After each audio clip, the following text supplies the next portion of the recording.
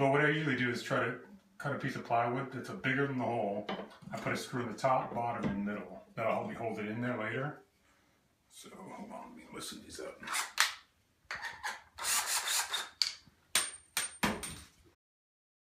Yep, I gotta take it out. I only want one. Oh no. Oh, poor wall. Yeah, sorry.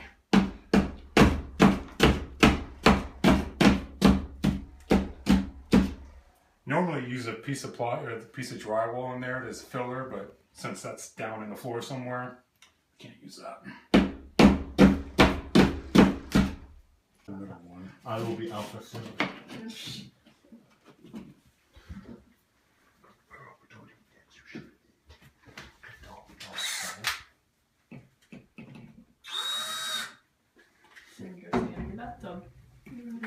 It hasn't been used in a very long time. I'm gonna give it a shot.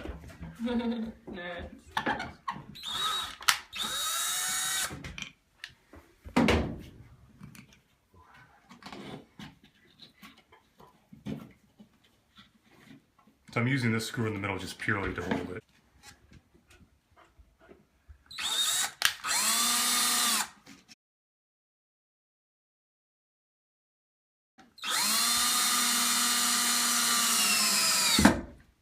Can we hold it? Yep.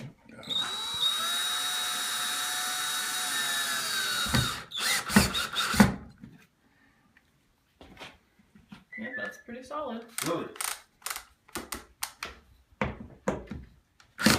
Alright, so we got our plywood behind the hole, with screws in it to hold it there. It gives it a better, backing.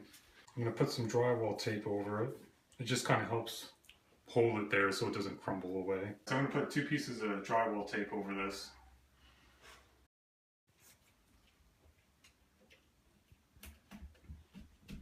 And then we'll smooth our drywall filler or spackle over this. You're going to want to use a nice big flat paddle here.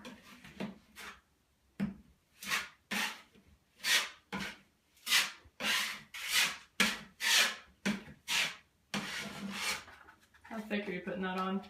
So it pushes through the tape and fills the hole up. Okay. And then you smooth it over so you can't see the tape. You want to use a bigger paddle because the smaller one is kind of a pain in the ass. The bigger the better. That's where I usually just come back a second time and sand it and then redo it if I need to. Yeah, that's good. So when you sand this, I'm going to give you some fine paper. Just kind of go over it and just sand it down the best you can without showing too much of that yellow tape.